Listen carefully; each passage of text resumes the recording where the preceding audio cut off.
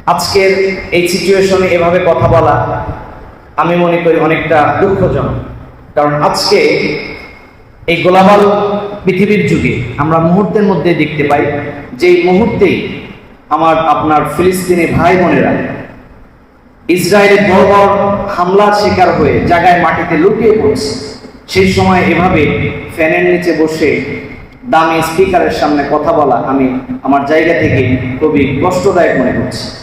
আমরা আমাদের ফিলিস্তিনি ভাইদের প্রতি যারা শহীদ হয়েছে তাদের আত্মার মাগফিরাত কামনা করছি, এবং এখনো পর্যন্ত আমাদের যে ভাইয়েরা বাতিলের সামনে মাথা নত না করে এখনো বুক চিতিয়ে বাতিলের সামনে সাহস দেখাচ্ছে, আমরা তাদের যার যার জায়গা থেকে যতটুকু সক্ষম হয়, কেউ স্ট্যাটাসের মাধ্যমে, কেউ বক্তৃতার মাধ্যমে, কেউ অর্থ দিয়ে, কেউ জীবন দিয়ে আমরা তাদের পাশে দাঁড়াবো।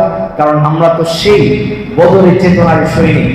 আজ আমরা দিনের বেলায় খরচ করছি, হতে পারে আগামী কখনো পরিস্থিতি সামাল দিতে হলে রাতের বেলায় জিহাদের মাঠে নেমে যেতে হবে।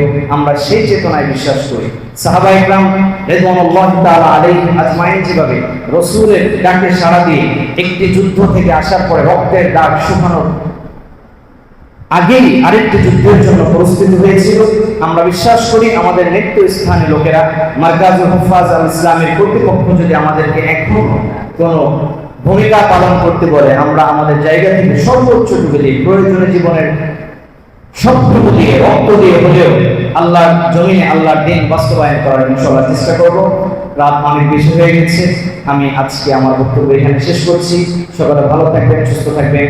আসসালামু আলাইকুম ওয়া রাহমাতুল্লাহি ওয়া বারাকাতুহু।